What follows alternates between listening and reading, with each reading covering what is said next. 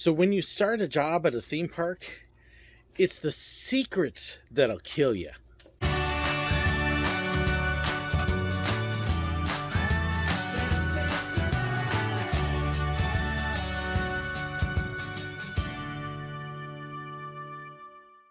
So when you start any job, they always go through the nice little orientation. They tell you everything that's wonderful and great about the company and how you're going to have so much fun. And then after you get the kind of the company orientation, then you go to your specific job area at the park and you start getting more orientation and everything. And it's when you get outside of the official books and you start learning how things really work, that's when it starts to get interesting. The books, of course, and all the orientation stuff they've got laid out present everything in a great light. Here's how wonderful the company is. Here's what you're going to enjoy doing. Here's the best parts. Here's our history. They're designed to get you excited about working for the company. And generally, they do a pretty good job of that. And there's good reasons. I mean, it's great fun working at a theme park. No reason not to get excited. When you get to your area, then you kind of get the nitty-gritty of the job, the manuals. Here's the operation procedures, the safety procedures. Here's the stuff to be aware of so you don't get hurt and killed. Yeah, killed. Remember, lockout, tagout. It's a good thing. And if you ever work at... Okay, I guess I should probably explain that now that I mentioned it before you go back. So a lockout, tagout, if you are working on a ride or an attraction, if you're going to do any sort of maintenance area, go into what's called the safety perimeter, you actually have to put a lock on the control panel so the ride cannot be turned on, and you take the key with you. And then that panel can't be opened and the switch can't be turned on until you come back and unlock that lock again. It's designed so they don't run the ride while you're out there and get you killed, okay? Or seriously hurt. Anyways, let's just go off on random tangents. But it's after you get through the random training that you actually start to do the job, and your trainers will let you know what's not in the manuals. That's when it starts getting interesting. The things where they tell you, okay, you're going to be asked these questions. How do you answer? At Disney, everybody talks about the 3 o'clock parade. And Disney tells you in training, this isn't a dumb question. Yes, it is. Here's how you answer the question so the guest doesn't feel like it's a dumb question. Now we got a little spin. When you get these questions, that really, they're dumb questions, they're silly questions, asked because the people aren't thinking, here's how you answer them. So you will hear people tell you, well, no, 3 o'clock parade isn't a dumb question because by the time it gets to the end of Main Street, it's 3:15. That's designed solely to make the guests feel like they didn't just ask something utterly silly. When you have a guest ask, when did they move the cave? Yes, I got asked that. How do you answer that? What groups do you need to be aware of? When I was training at Disney, they mentioned the Brazilian tour groups after the official training. Hey, you need to know about these groups. They're going to come attack the characters, try to get to them. They're going to run you over. They're going to get in the way. They're going to make lots of noise. You need to be aware of these groups and how to handle them. Here's what we do. With the cheerleaders at Disney, hey, you need to be aware that these kids are going to come in again making noise. They're going to try tumbling runs down Main Street. Don't let them do that. Don't take pictures of them doing stunts and flying in the air in front of the castle. This is not a good thing because we don't want a poor cheerleader to land on her head and go splat. Not good picture.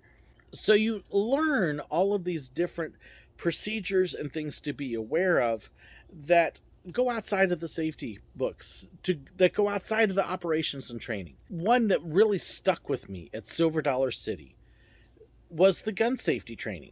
We had real guns. It's real 20-gauge shotgun. We had starter pistols that we could use, which could be used as a real gun.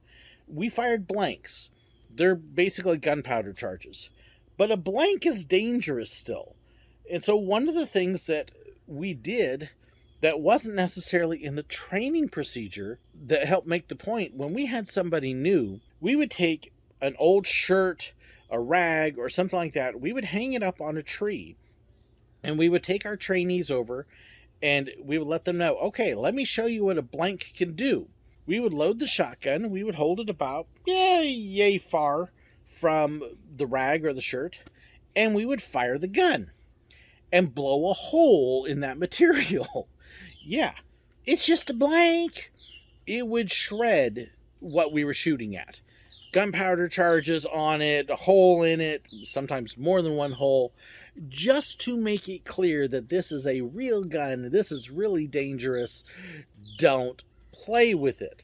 And then after that, okay, here's how you aim the gun so you're not actually aiming at somebody. Here's when you load the gun.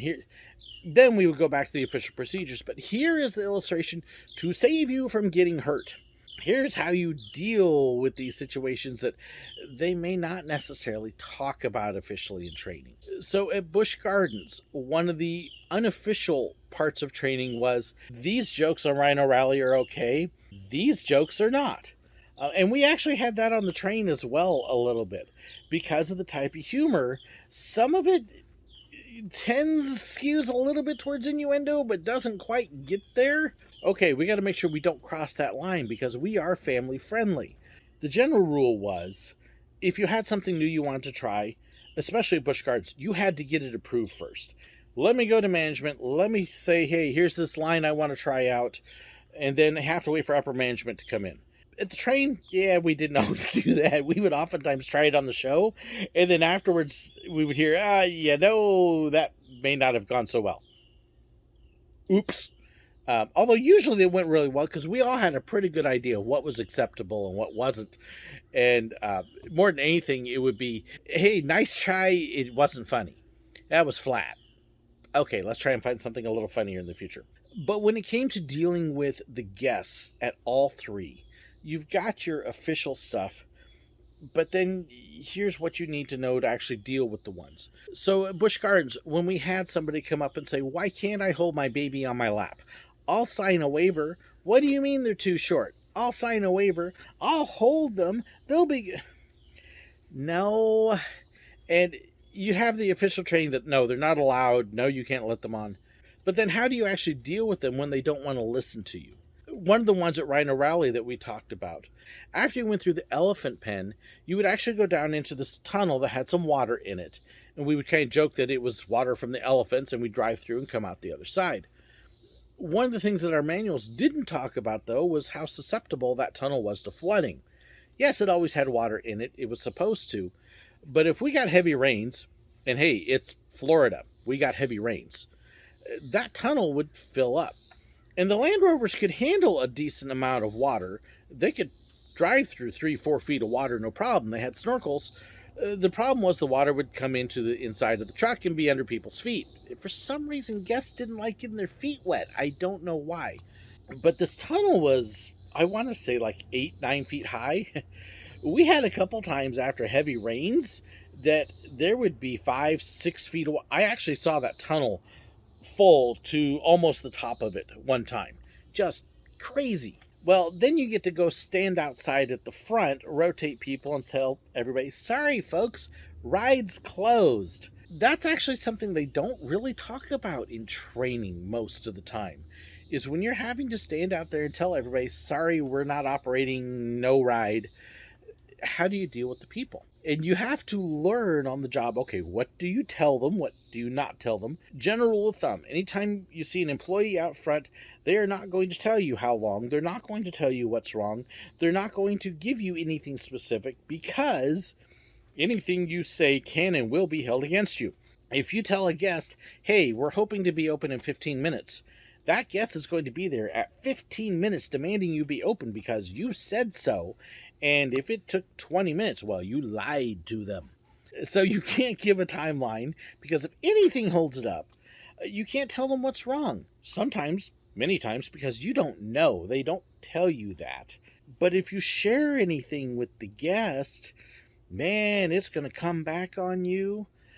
So you have to learn how to tell them, hey, we wish we were open. We want to be running. It's just not possible right now. Our tunnel's flooded. You can't say that. Look, we could drive through, but you'll drown. That's not going to go over real well. Hey, we're just experiencing some delays out there. We've got some issues because of the rain. We're hoping that it's going to drain off. We don't know when. And you learn how to speak semi-specific, but in vague generalities so that people are satisfied even if they're not happy, and so it doesn't come back to you later. Nothing specific. And anytime you have to apologize to a guest because of something not working, that's kind of the rules. If they get mad, you have to learn to let them spout, and they will tell you this again in training. Don't tell them anything other than "I'm sorry." Let them go, and yes, yeah, maybe that didn't work so well. Don't accept blame. Hey, we messed up. That can actually cause issues later. Just, I'm sorry it wasn't to your satisfaction. Sorry that it wasn't a great experience. But not, I'm sorry that we messed up, or I'm sorry that you don't want to take too much responsibility. You want to identify, but not accept blame. Because if you do, it comes back to haunt you. All of these things you learn to work within the rules and the parameters to satisfy the guest, but at the same time not put yourself into a situation where it's going to come back after you. So you learn how to deal with the guests. You learn which groups to be aware of. You learn how to politely give excuses without getting specific, and how to diffuse things. And all of this is generally outside of the official training, but it's the stuff that if you don't get it right, it's going to be ugly. Yeah, training's great. It's the unofficial stuff that'll save you from dying, or get you killed if you don't pay attention to it. Physically, spiritually, emotionally. Yeah, those guests sometimes, they're just mean. Most of the time, they're nice. I love my guests. I have fun with the guests. Yeah, okay. If you worked at a theme park, what were those things that they didn't tell you in training that you learned afterwards that you really needed to know? What were the official rules of working at the park? What was the stuff that you needed to know to make your job work that they didn't tell you? I'd love to hear it. Share it in the comments below. Even if it's not at a park, what else did you get to hear at your other jobs? Unofficial training is sometimes the best training. I'd love to hear your experiences. Don't forget to hit that like button, share, and subscribe. We're on our way to 30,000. We're getting there. Help us reach our goal. Don't forget to check that description. Tons of info there, including about supporting me on Patreon and YouTube. Lots of perks and benefits. I am so grateful for my financial supporters. You're going to see here in a few weeks some of the benefits that they get from it, as well as some of the stuff they help provide. Thank you so much to them. Thank you too so much for watching. What groups are you going to... The general rule was you were supposed to go up to... But then how do you actually deal with them when they don't want to be listened to?